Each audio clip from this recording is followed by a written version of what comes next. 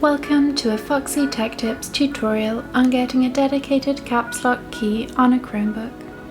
If you find this video helpful, please consider subscribing to my channel and liking the video. While Chromebooks don't come with a dedicated caps lock button, it is possible to remap one of the keys, such as the search key, and turn it into a caps lock key. To do that, click the white circle icon at the bottom left of the screen. In the app menu, open Settings. In Settings, select Device from the left sidebar. Then in Device Settings, select Keyboard.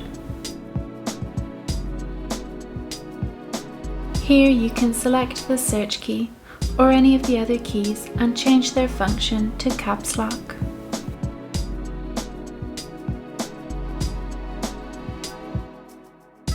You now have a dedicated caps lock key on your Chromebook keyboard. And that draws an end to this tutorial. Please like the video if you found it helpful, and subscribe to Foxy Tech Tips for more Chromebook tips and tricks.